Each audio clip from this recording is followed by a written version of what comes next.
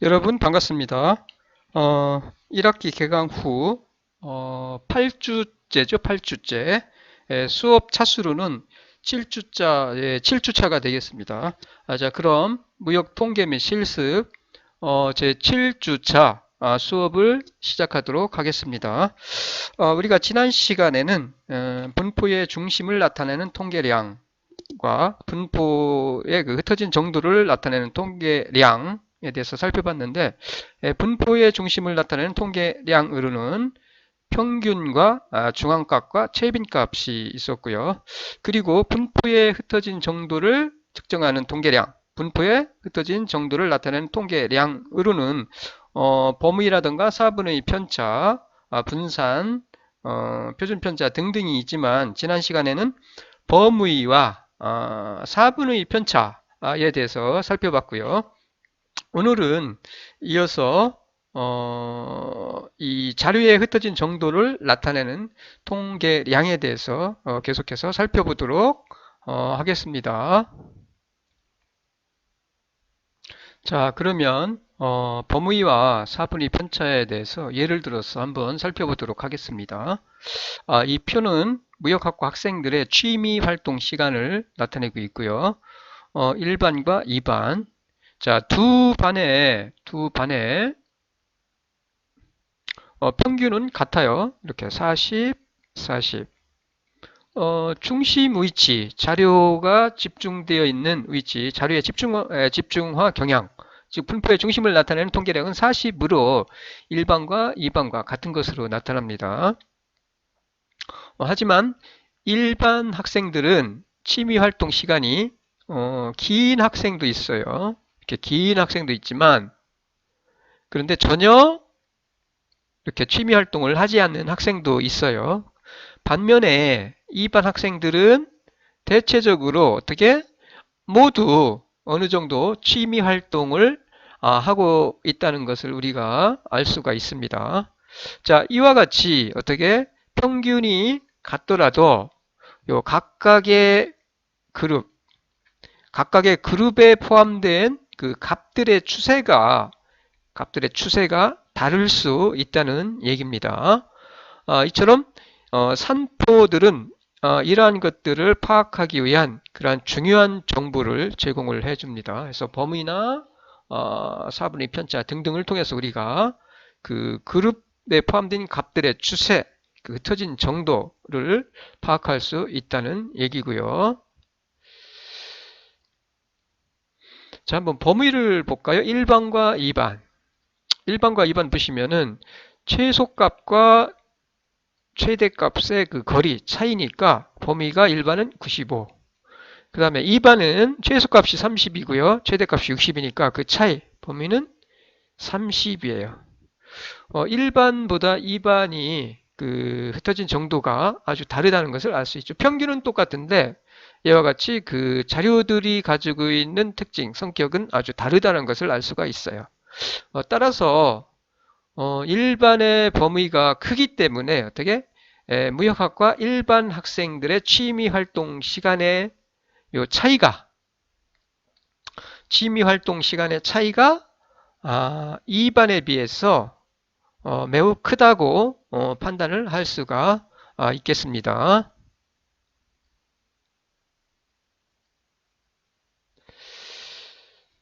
그러면 계급 구간으로 분류된 자료에서 요 4분의 수를 구하는 방법에 대해서 살펴보고요. 그리고 요 4분의 수를 우리가 구하면은 바로 그 흩어진 정도를 나타내는 그 4분의 편차도 같이 구할 수가 있겠죠.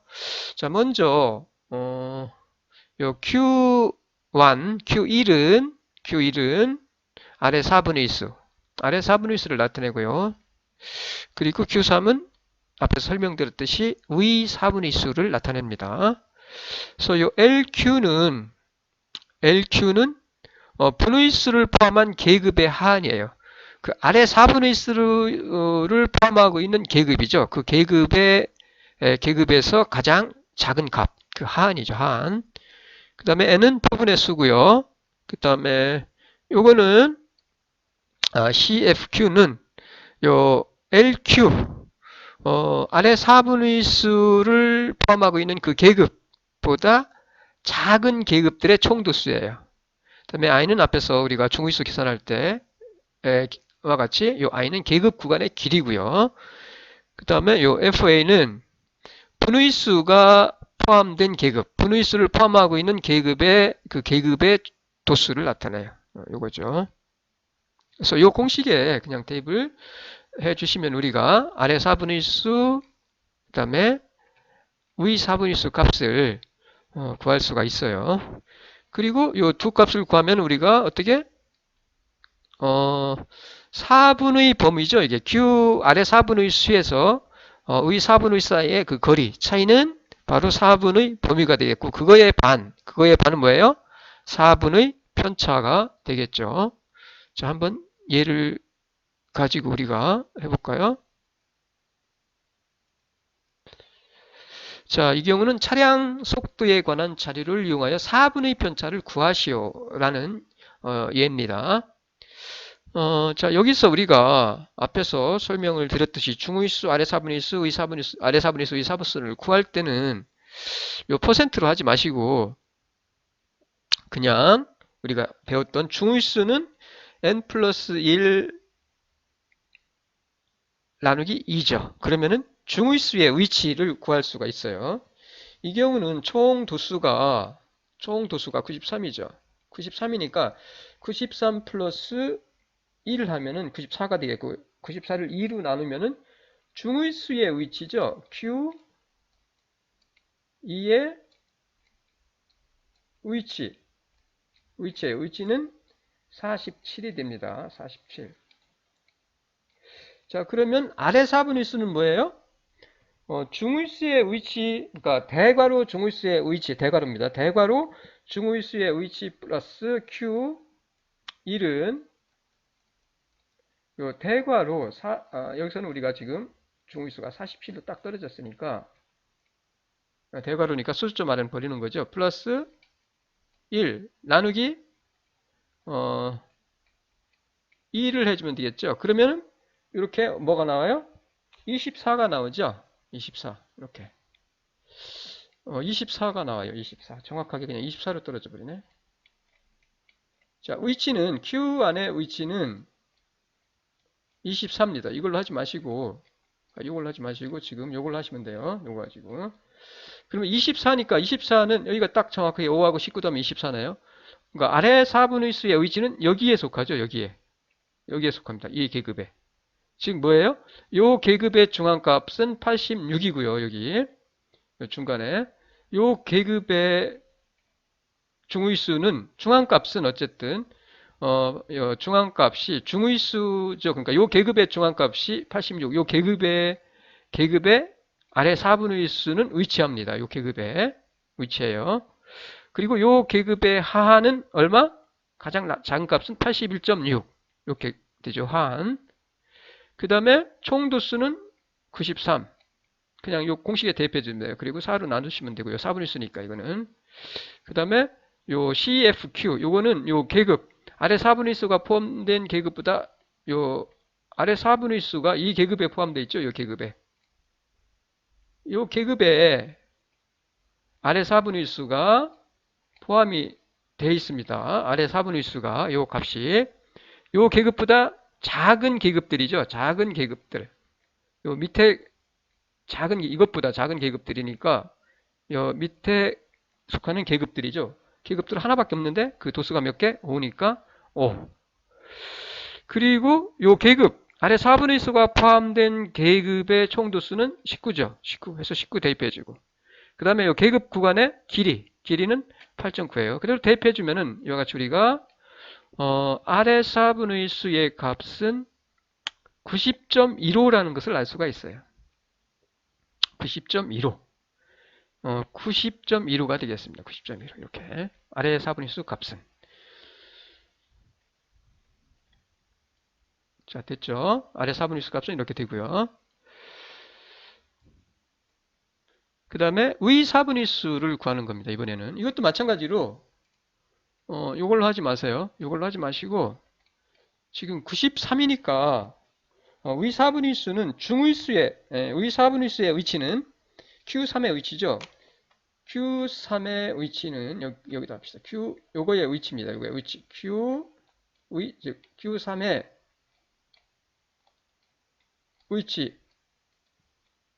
위치는 뭐라고요? 요 중위수의 위치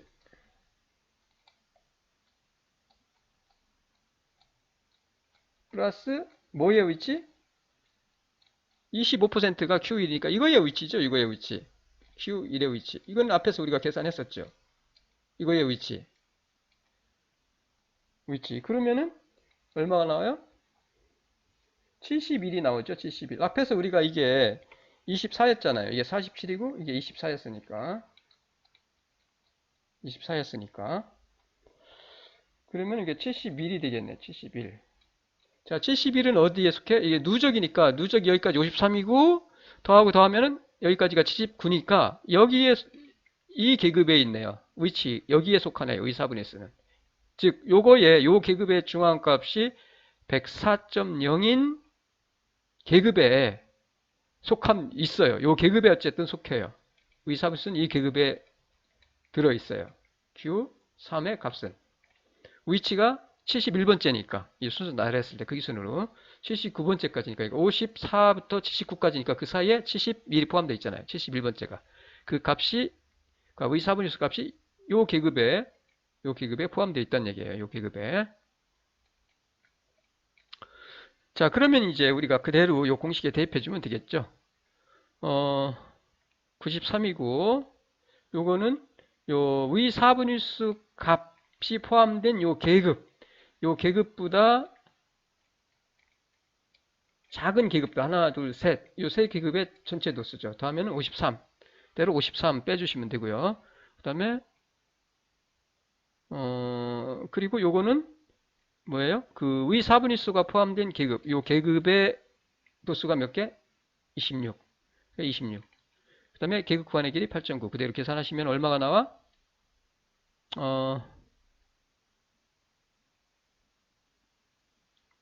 105.33이 나오네요.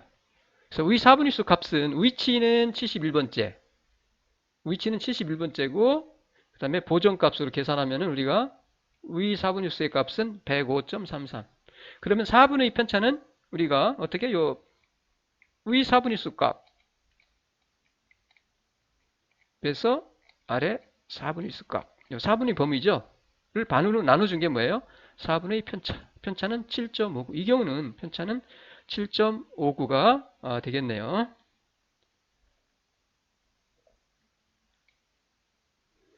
자, 이렇게 보정해서 구하시면 되는 거고요. 이거 참고로 그냥 참고로 알아두시면 되겠습니다.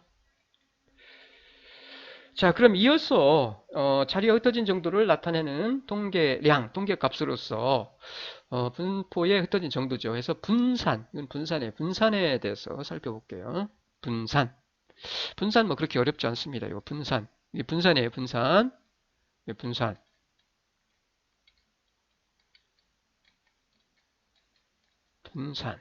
자, 분산, variance.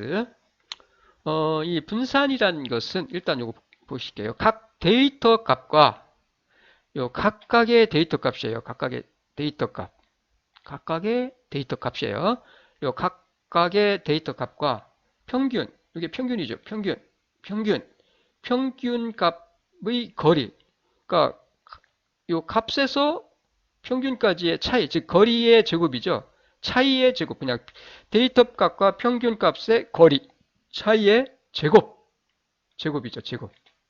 제곱이잖아요. 제곱, 값과 평균의 차이, 값과 평균의 차이, 평균의 거리의 제곱이죠. 제곱을 뭐해? 더해주는 거죠. 이렇게 더해요. 즉 합계를 각 데이터 값과 평균 값의 거리의 제곱 합계를 뭘로 나눠줘요? 데이터 수, 이건 n은 데이터 수입니다. 데이터 수 혹은 데이터 수 마이너스 1로 나누어준 값이에요. 다시 말씀드려서 각 데이터와 평균 값과의 거리의 제곱을 평균한 거예요. 평균. 즉 쉽게 말씀드리면은 요 값과 평균 사이의 거리를 우리는 뭐라고 하냐면은 요 값과 데이터 값과의 평균과의 거리, 요거를 다른 말로 더 짧게 표현을 하면은 우리는 이거를 그냥 편차로 기억을 하세요. 편차. 편차라고 하면은 값과 뭐예요? 평균과의 차이를 편차라고 한다.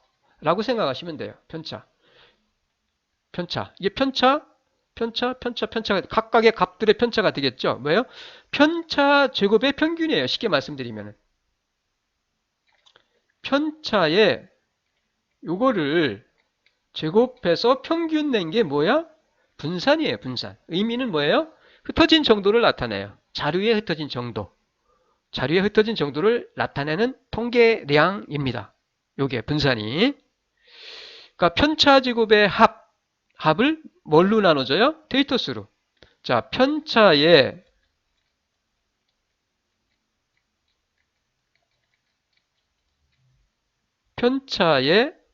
요 제곱의 합을 쉽게 외우세요. 그냥 편차의 제곱의 합을 뭘로 나눠줘요? 데이터 수 혹은 혹은 데이터 수 마이너스 1. 데이터 수 마이너스 1로 나눠준 것이 뭐냐면 분산이에요. 분산. 요 시그마 2승은 모분산을 나타내고요. 그 다음에 S2승은 표분 분산을 나타내요. 표분 집단에서 표분에서 분산을 계산한 거고 요거는 모집단에서 분산을 계산한 거예요. 그러니까 데이터 수 혹은 데이터 수 마이너스 1. 그러니까 표분 분산일 때, 그러니까 표분일 경우에 우리는 분산을 구할 때 요 데이터 수 마이너스 1로 나눠주면 돼. 뭐예요? 편차 제곱의 뭐예요? 합을 편차 제곱의 합을 뭘로 나누죠?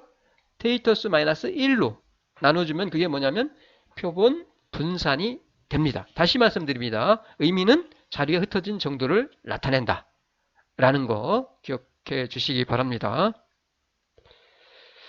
어렵지 않아요. 그러니까 편차 제곱의 합을 뭘로 나죠? 데이터 수 마이너스 1로 데이터 수로 혹은 데이터 수 마이너스 1로 나눠주면 그게 바로 분산이다. 즉 자리에 흩어진 정도를 나타내는 통계량이다. 라고 우리가 기억을 해 주시면 될 것 같아요. 자, 그런데 요 관측치가 관측한 값이죠. 관측한 값이 뭐예요? 도수 분포표로 이렇게 정리되어 있는 경우가 있어요. 요 값들이 각각의 값들이에요. 이게 하나가 아니라 이게 하나면 이건 뭐 신경 쓸 거 없는데 이게 계급 도수로 이게 하나가 아니라 뭐 2개, 뭐 4개, 뭐 10개, 뭐 이런 식으로 그 값이 중복되는 경우죠. 관측한 값이 중복되는 경우. 즉 관측치가 도수 분포표로 정리되어 있는 경우에 표본 분산은 어떻게 계산하느냐라는 거예요. 이것도 뭐 어렵지 않습니다.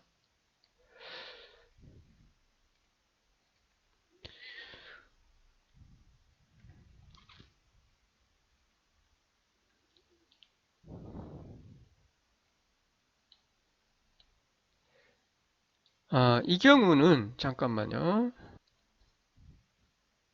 자, 이 경우는 보시는 바와 같이 이렇게 하시면 돼요. 뭐 어려울 거 없어요. 그냥 단지 아까는 앞에서 우리가 하나만 있을 경우는 요 값이 하나만 있을 경우는 그냥 편차 제곱의 합을 데이터 수 마이너스 1로 나눠주면 됐는데 그게 아니라 이 경우는 요게 아까 말씀드렸듯이 요 값들이 각각의 관측 값들이 하나가 아니라 뭐 여러 개일 경우에는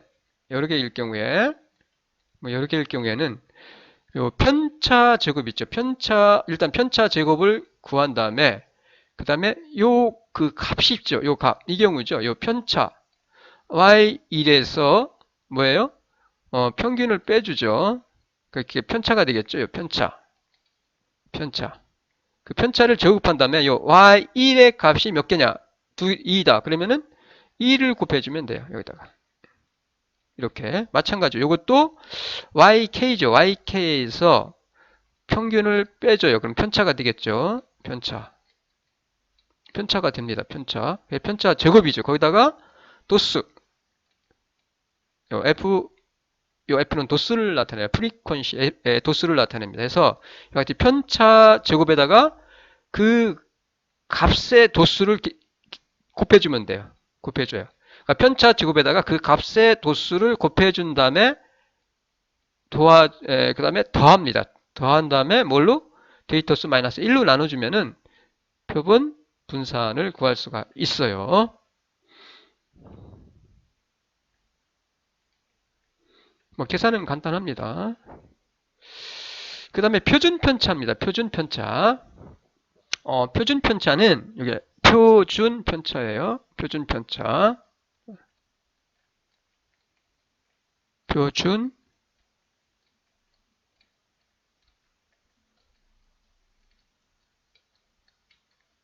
편차. 표준 편차. 자, 표준 편차는 아주 간단해요. 앞에서 우리가 구한 어떤 거? 분산에다가 루트 씌워주면 됩니다. 이와 같이. 앞에서 우리가 모분산 구했죠. 그 다음에 앞에서 우리가 표본분산 이렇게 구한다고 했죠. 어떻게 구해요? 편차 제곱의 합을 데이터 수로 나눠주면은 모분산이 되고 거기에다가 이제 편차 제곱이죠. 편차 제곱.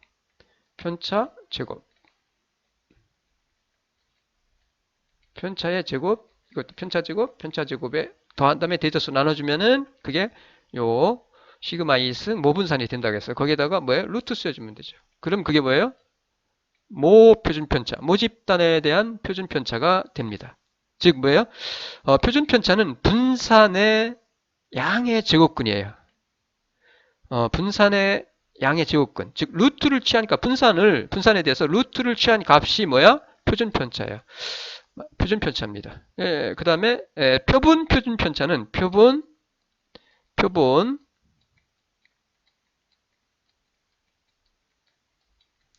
표준편차는 뭐예요? 데이터 마이너스 그러니까 편차죠. 편차 제곱의 합을 데이터 수 마이너스 1로 나누어준 값이 바로 요거죠. 요거. 표본 분산. 거기다가 루트 씌워준 거죠. 이렇게 루트 씌워주면 뭐예요? 그게 표본 표준 편차가 됩니다. 의미는 똑같아요. 분산도 흩어진 정도를 나타내죠. 표준 편차도 마찬가지로 자료에 흩어진 정도를 나타내는 통계량이다 라고 이해를 하시면 될 것 같습니다.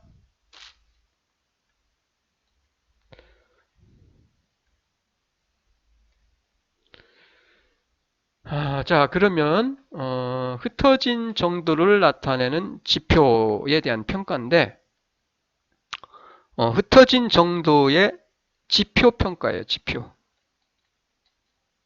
흩어진 정도를 나타내는 지표는 앞에서 우리가 보았던 분산이나 표준편차 이런 것들 있죠. 평가, 지표에 대한 평가인데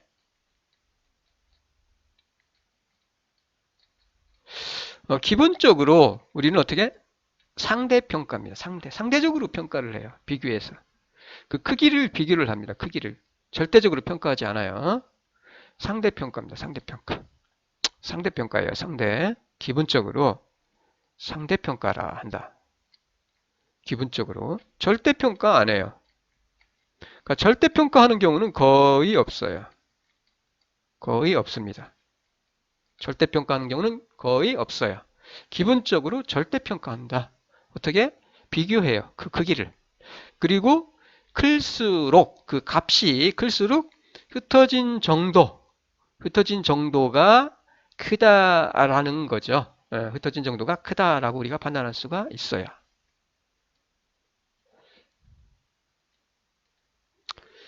그 다음에 분산계수가 있습니다. 분산계수.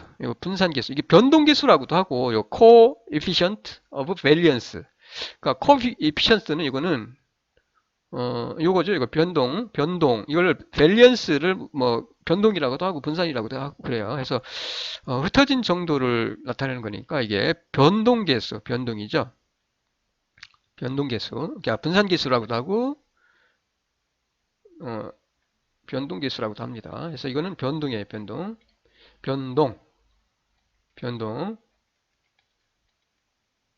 혹은 분산계수, 이렇게 변동.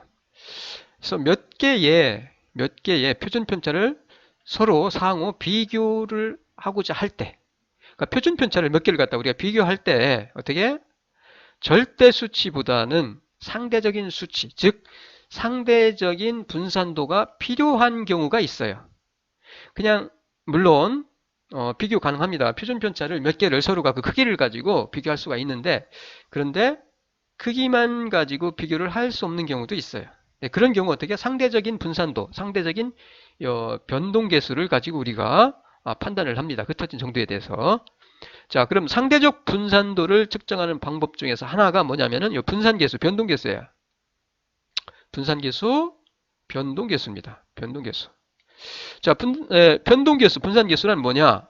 CV 줄여서 CV라고 하는데 coefficient of variance에서 CV, 변동계수, 분산계수는 뭐예요? 표준편차. 이건 표준편차죠. S는 표준편차를 뭘로 나누죠?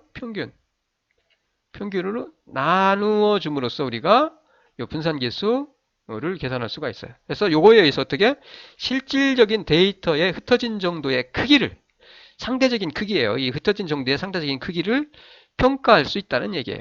즉 뭐예요? 실질적인 데이터의 흩어진 정도의 크기를 평가하는 척도가 바로 퍼센트를 표시하는데 분산계수입니다. 분산계수예요.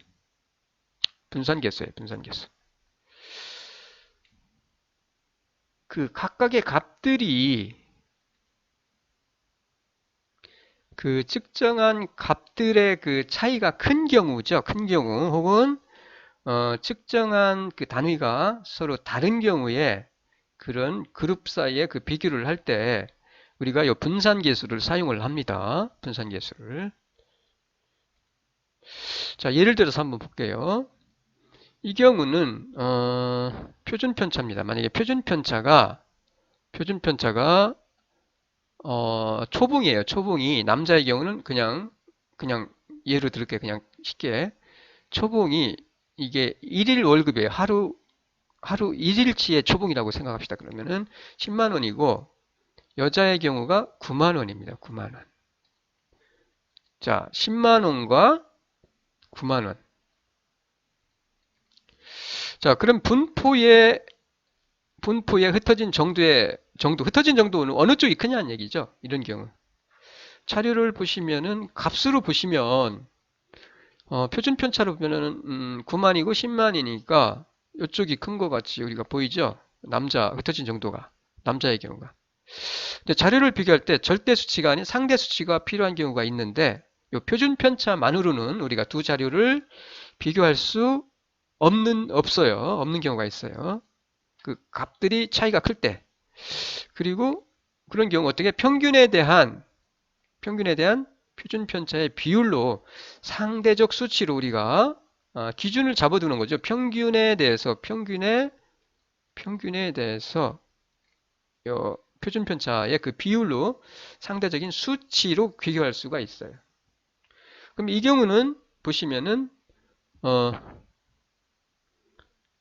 초봉 평균이 남자는 200만 원입니다. 표준 편차는 10만 원이고 그 다음에 여자는 9만 원이었어요. 그래서 그러면은 평균으로 표준 편차를 나누어주면 되죠. 200만 원 분의 10만 원, 그 다음에 150만 원 분의 9만 원. 그래서 계산하면은 이렇게 5%, 6%가 나오네요. 퍼센트를 계산하니까.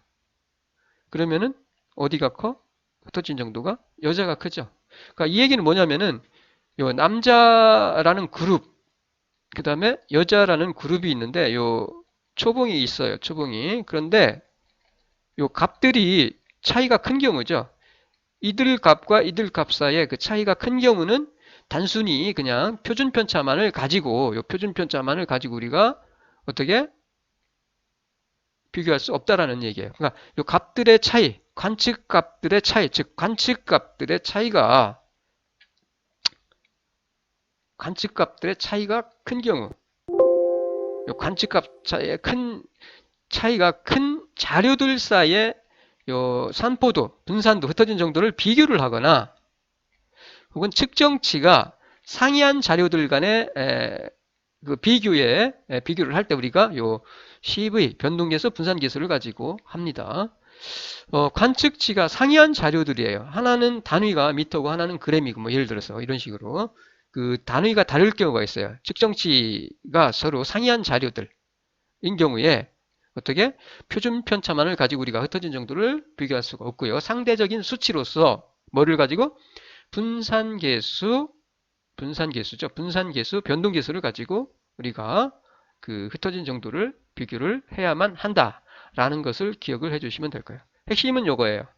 즉 언제 관측값의 차이가 큰 자료들 사이에 흩어진 정도 혹은 측정치가 상이한 자료들 사이에를 비교를 할 때 그때 우리는 요 변동계수, 분산계수를 이용해서 흩어진 정도를 서로 비교를 한다라는 것을 기억해 주시면 될 것 같습니다. 그 다음에 평균 편차가 있습니다. 평균 편차. 이 평균 편차는 요 평균 편차는 자료의 평균으로부터 그러니까 자료의 평균으로부터의 절대 편차들을 평균한 거예요. 요 편차죠, 편차. 값에서 평균을 뺀 게 앞에서 우리가 설명드린 편차예요. 편차의 그러니까 절대 편차죠. 그러니까 절대값이죠. 편차에다가 요 편차에다가 앞에서 우리가 분산을 구할 때는 편차 제곱이었는데 그게 편차 제곱이 아니라 이번에는 요 절대값이에요. 절대값. 편차의 그 절대 편차죠. 절대 편차죠. 그러니까 이게 편차를 절대한 거니까 이게 뭐예요? 절대 편차죠. 요 절대 편차를 더해서 데이터수로 나눠준 거니까 뭐예요? 절대 편차들을 평균한 값이 평균 편차가 되는 거죠. 이렇게 돼요. 그래서 평균 편차. 자, 국어, 영어, 수학, 과학 등 4과목이 있어요. 시험 성적을 받은 결과 각각 값들이 95, 75, 85, 87, 79라고 했을 때, 자, 각각의 값들이 75, 85, 87, 79예요. 이게 뭐예요? 국어, 영어, 수학, 과학이에요. 4과목. 국어, 영어, 수학, 과학. 국어, 영어, 수학, 과학. 국어, 이게 국어. 영어, 수학, 과학. 입니다. 그래서 평균이 구하면 이때 82예요. 평균이. 그러면 값에서 편차, 절대 편차 구하면 되죠. 값에서 평균 빼주고, 요 값에서 평균을 빼줘요. 값에서 평균 빼고, 값에서 평균 빼고, 값에서 평균 빼고. 그럼 이게 뭐예요? 절대 편차가 되겠죠. 절대 편차. 국어의 절대 편차, 영어의 절대 편차, 수학의 절대 편차, 과학의 절대 편차. 4개니까 데이터수 나눠주면은 평균 편차는 4.5점이 됩니다. 평균 편차. 절대 편차를 평균한 값은 4.5점이 돼요. 편차는. 이렇게 구하는 거죠. 그 다음에 표준 편차의 응용입니다. 응용. 분산이나 표준 편차는 그 자체가 중요한 통계값입니다. 하지만 다양한 응용이 가능해요. 그 대표적인 예가 바로 표준화예요. 표준화. 이거는 뒤에서 아주 중요한데 표준화. 대표적인 예가 표준화입니다. 아주 중요해요. 표준화는. 의미를 우리가 나중에 다시 설명을 드릴 건데 어쨌든 너무 중요합니다. 표준화는. 그래서 평균, 분산, 단위 등이 서로 다른 데이터를 직접적으로 비교 가능해요. 표준화는 평균이나 분산 혹은 단위 이런 것들이 서로가 다를 경우에 그 데이터를 직접적으로 우리가 비교 가능하다는 얘기죠. 표준화를 통해서. 자, 예를 들어서 대학의 수능 과목에서 국사를 선택한 A군과 국사를 선택한 A군, 그 다음에 세계사를 선택한 B군 점수는 이렇게 73과 67이에요. 근데 국사의 평균 점수는 60.5점이었고, 그다음에 세계사의 평균 점수는 59점이었어요. 59점. 그다음에 표준 편차는 17. 그다음에 표준 편차는 12.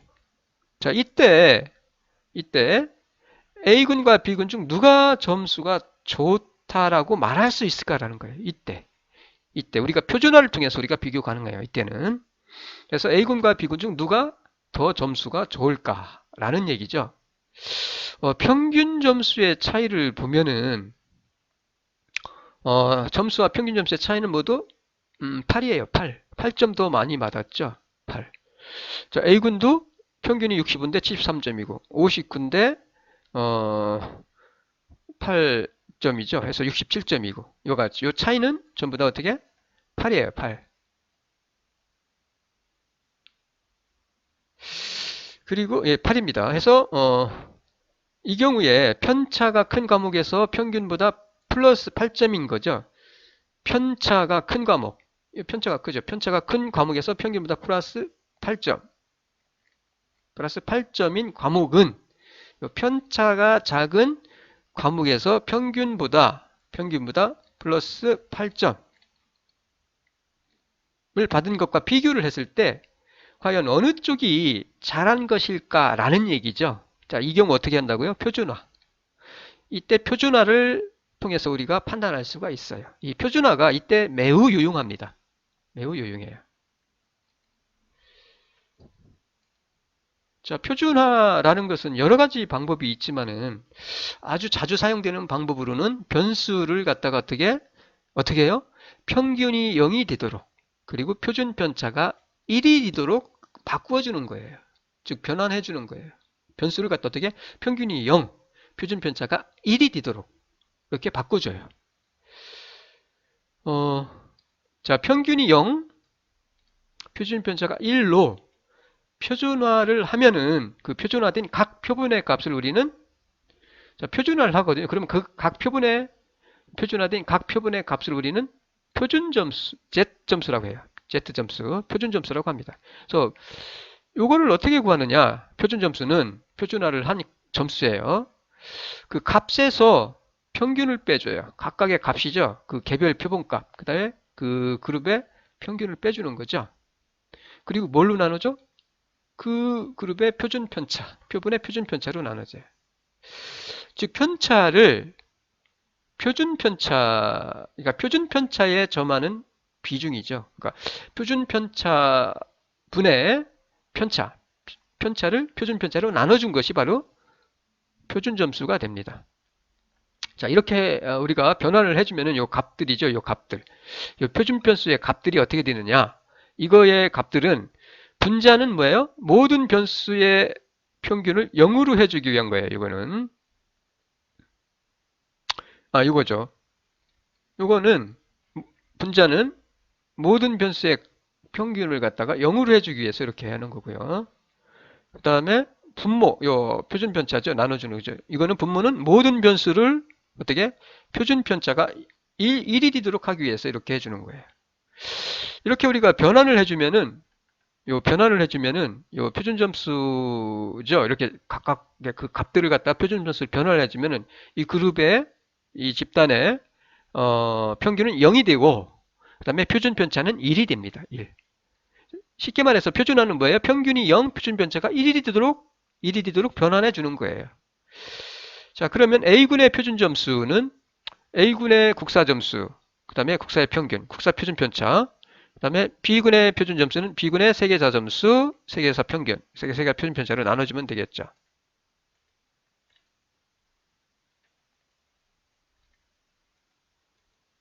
자, 이와 같이 되겠죠. 평균이었고 그러면은 이와 같이 어떻게 돼요? 값들이 표준 점수를 구할 수 있겠죠. 누가 잘했어요? 표준 점수 누가 높아? 여기가 높네. 점수로 보면은 여기가 높은데 그 다음에 편차 9고 편차 9고 8이 편차 8이고 그러니까 이쪽이 더 점수가 높아요. 즉 흩어진 정도가 작을 때 그 평균보다 같이 점수가 똑같이 플러스 8점인데 그때 흩어진 정도가 작은 쪽이 더 어떻게 표준 점수가 크다는 걸 알 수 있겠죠. 그 다음에 지금까지 설명드렸던 것들에 대한 분산, 표준 편차 이런 것들 연습을 한번 해볼게요. 요 표는 같이 한번 해봅시다. 이거는 자 보세요. 이거는 제조회사의 생산 과정에서 발생한 주당 1주째 불량품이 2개, 그 다음에 35주를 집계한 거예요.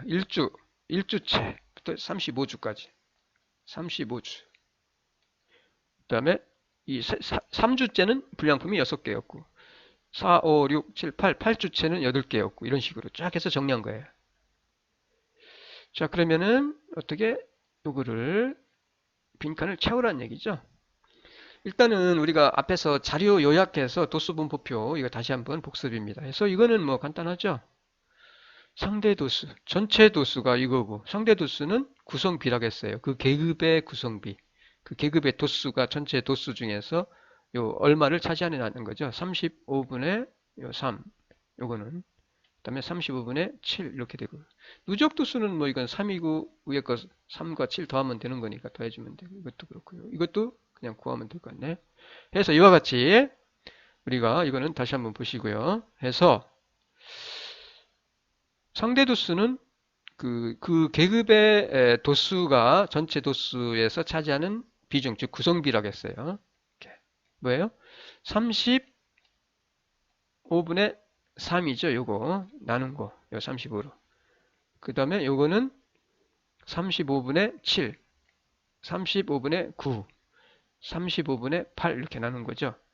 대충 보시면 자료가 여기에 집중되어 있는 거 알 수 있겠죠. 뭐 누적은 누적 도수니까 뭐 이거 없이 사실은 그냥 요거 더하면 이게 되겠죠. 요거 그다음에 요거 더하면 이게 되겠죠. 요거 해도 되고 뭐 이거 그냥 이거 더하면 되니까 요거 더하면은 요 값이 되겠죠. 요거 더하면 요 값이 되겠죠. 그러면 이 값과 요거를 더하면은 이제 요 값이 되겠죠. 이렇게. 그다음에 요 값과 요거 더하면 되겠죠. 값이 되겠죠. 아니면은 그냥 누적이 나와 있으니까 35분의 3, 35분의 10, 35분의 19 이렇게 해도 돼요. 물론 뭐 이게 없으면 그냥 요거 가지고 누적 상대수 구하면 되고요. 그래서 불량품이 4개 그러니까 54%가 요 정도 되네요. 누적으로 보니까. 그러니까 2개 불량품이 2개 이하로 발생이죠. 한 게 이게 누적으로 보면은 2개에 54.29%. 그다음에 불량품이 5개 발생하는 경우죠. 이 경우는 94% 이렇게 되면 되고요. 그래서 어디까지 그 퍼센트를 알 수 있고 누적이죠. 그 다음에 자료의 그 흩어진 정도를 그 중심의 위치죠. 집중과 경향을 좀 우리가 볼 수가 있고요. 이 도수 분비를 통해서 이렇게 판단할 수가 있겠네요. 그 다음에 이거는 이제 분산을 구하는 거예요. 분산 표준 편차 구하는 거죠. 그래서 어떤 아파트의 가구당 월수독을 조사를 했습니다. 이게 표본입니다. 그래서 11가구입니다. 11가구. 11가구. 분산과 표준 편차를 구하라는 얘기죠. 분산과 표준 편차. 일단 평균을 구하면 되겠죠. 우리가 앞에서 말씀드렸듯이 그래야 편차를 구할 수 있으니까 편차 제곱. 평균 구하시고 편차 제곱해서 그 합수를 구하죠. 편차 제곱의 합이죠. 편차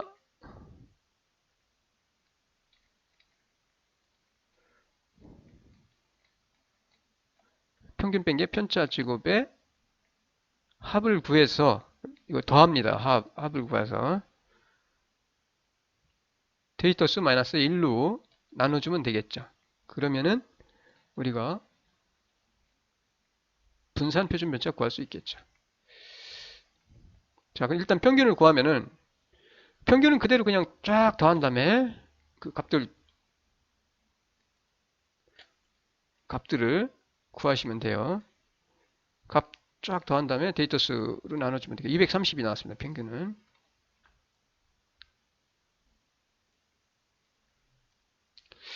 그 다음에 편차 제곱. 자, 편차를 그러니까 우리가 계산을 할 때 쫙 나열을 하시고 그 다음에 평균을 구합니다. 이 합 더한 다음에 데이터 수로 나눠서 평균을 구한 다음에 요 값에서 평균을 빼주죠. 그리고 제곱해주면 되겠죠. 그럼 편차 제곱. 자, 이거 편차 제곱, 편차 제곱, 편차 제곱, 편차 제곱, 편차 제곱에 해서 이걸 쫙 더하면은 이게 편차 제곱의 합이 되겠죠. 이게 편차의 제곱의 합. 그 다음에 뭘로 나눠져요? 분산은 데이터 수 마이너스 1. 요걸 뭐예요? 데이터 수 마이너스 1로 나눠주면은 표본 분산을 구할 수 있겠죠. 그리고 루트 쓰면은 표준 편차를 구할 수 있겠죠. 자, 이와 같이 편차를 제곱합니다. 그리고 이거 쫙 더하면은 이렇게 나와요. 그리고 n-1, 11이니까 11-1 나눠주면은 이렇게 되겠죠. n-1로 나누어서 제곱을 구하면 되겠죠. 자, 그럼 분산은 요 편차 제곱의 합이 요게 되겠죠. 합을 뭘로 나눠줘? 데이터 수 마이너스 1로 10으로 나눠주면 되겠죠. 그리고 그러면은 분산이 됩니다. 분산 요 값이 되겠네요. 분산 요 안에 있는 거. 그 루트 씌운 게 뭐예요? 그 값을 분산을 루트 씌운 게 표준 편차, 표준 편차에서 66.33. 표준 편차 값 흩어진 정도는 66만 원이 되네. 이 경우 66만 원. 됐죠? 뭐 간단합니다. 편차 제곱의 합을 뭐라고요? 편차 제곱의 합을 데이터 수 마이너스 1로 나눠주면 그게 바로 표본 분산. 그리고 그 표본 분산을 뭐 한다고요? 표본 분산을 양의 제곱근. 그러면은 표준 편차를 구할 수 있다. 뭐 간단해요. 복잡할 거 없습니다. 그래서 이 경우 이 아파트의 가구당 평균 월 소득은 얼마라고요? 230만 원이고 분산은 이렇게 되고요. 그리고 표준 편차, 이게 빠졌네. 표준 편차, 표본의 표준 편차죠. 표준 편차는 66.33만 원이라고 할 수가 있어요. 흩어진 정도가 꽤 크네요. 소득 격차가 크네. 이렇게 우리가 판단을 할 수가 있습니다.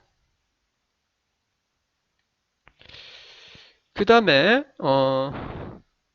제조회사의 불량품 수를 가지고 분산과 표준편차 구하는 거네. 이것도 똑같아요. 분산과 표준편차를 구하시오. 도수가 여기다 뭐 나와 있으니까 여러분. 이 경우는 값이 하나가 아니라 이렇게 중복되는 경우죠. 중복되는 경우 뭐 간단합니다. 편차 제곱에다가 그 값의 도수를 곱해서 더한 다음에 데이터 수 마이너스 1로 나눠주면 되겠죠. 그래서 뭐 어려울 거 없습니다. 일단 평균 구하고요. 당연히. 그 다음에 편차의 제곱과 도수를 곱하죠. 편차 값에서 평균 빼고 제곱한 다음에 그 계급의 그 값의 도수를 곱한 다음에 그 합을 구하죠. 그리고 그 합을 뭐예요? 데이터 수 마이너스 1로 나눠주면은 분산을 구할 수 있겠죠. 자, 해볼게요. 일단 평균 구하시고 평균도 마찬가지로 그냥 전체 도수가 있으니까 값에다가 그 값의 도수를 곱해서 더해서 데이터 수로 나눠주면 평균이 되겠죠. 이와 같이 불량품이 0인주가 3번 있었어요. 한 번 불량품이 난 경우가 7번 있었어요. 7주가 있었어요. 7주. 그 다음에 해서 이렇게 계산을 하시면은 얼마가 나와? 평균은 전부 다 20주인데 1.75가 나옵니다. 1.75 평균. 그러니까 평균 불량률은 1.75예요. 1.75개 두 개가 조금 안 되네. 안 돼요. 그 다음에 마찬가지로 편차 제곱을 구해야 되겠죠. 편차 제곱. 이와 같이 편차 제곱을 구해야. 편차 값에서 평균을 빼주죠. 1.75 빼주면 되겠네. 평균은 1.75였어요. 우리가.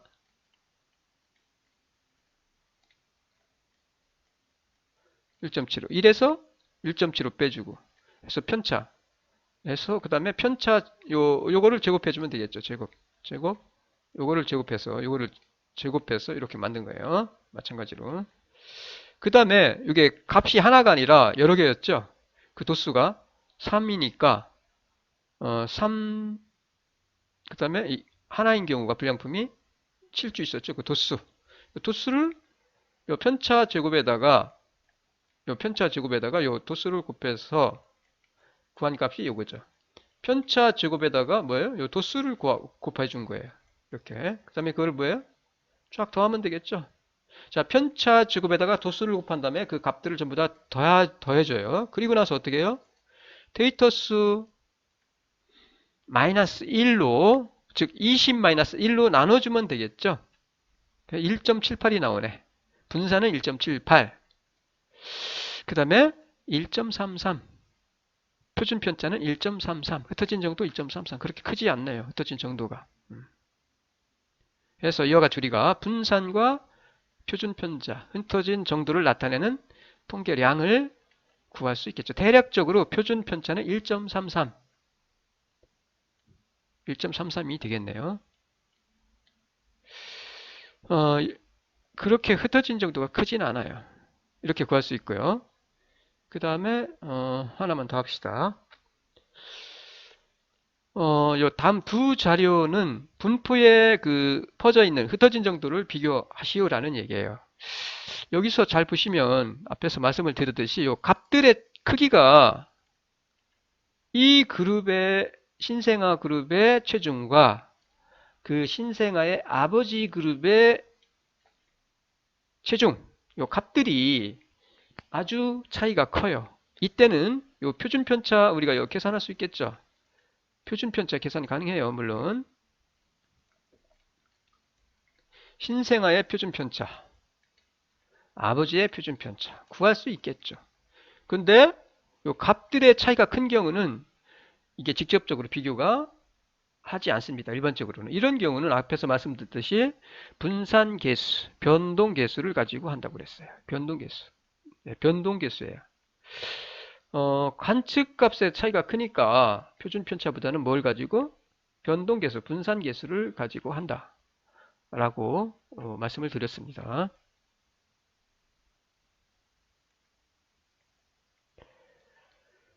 자, 평균을 계산하면 3.5kg이고 신생아의 경우 그 다음에 표준 편차가 0.36이 나와요. 그리고 계산하면 분산 계수가 0.10이 나오고 아버지의 경우는 계산을 하면은 평균이 65.4. 보시면은 그냥 표준 편차만 보면은 흩어진 정도가 여기가 큰 걸로 나오죠. 아버지 그룹이. 이쪽이 그 차이가 크다는 걸 알 수 있죠. 이 그룹이 그 흩어진 정도가 크다는 걸 알 수 있어요. 하지만 앞에서 말씀드렸듯이 이렇게 직접 비교를 이 경우는 그 값의 요 신생아 그룹과 아버지 그룹의 그 값들의 차이가 관측 값의 차이가 크기 때문에 변동 계수를 가지고 한다는 거. 그래서 계산하시면은 이와 같이 이게 아니라 요거라는 거. 이쪽이 더 흩어진 정도가 크다는 거 알 수 있어요. 신생아가. 자, 이 경우 신생아의 체중의 표준 편차는 아버지의 체중의 표준 편차보다 훨씬 작아요. 훨씬 작죠. 0.36밖에 안 되니까. 그리고 여기는 4.39니까. 그런데 CV를 보시면은 이쪽이 더 크다는 거 알 수 있어요. 따라서 이 경우 신생아의 몸무게의 분포가 아버지 체중의 분포보다 상대적으로 더 넓게 퍼져 있다, 흩어져 있다라고 말하는 것이 맞다는 얘기입니다. 이게 맞다는 얘기예요. 즉 아버지 그룹보다 신생아 그룹의 그 자료들의 흩어진 정도가 크다라고 말하는 것이 타당하다라고 말씀을 드릴 수가 있습니다. 그래서 이렇게 우리가 판단하시면 되고요.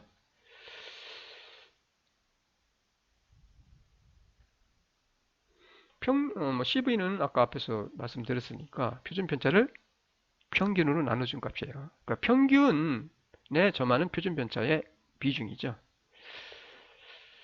자, 오늘은 시간이 한참 지났는데 오늘은 여기까지 하고요. 이와 관련된 과제를 출제를 하도록 하겠습니다. 그리고 이어서 3. 줄기와 잎그림에 대해서는 다음 시간에 우리가 살펴보도록 하겠습니다. 장시간 수고 많으셨습니다. 마칠게요.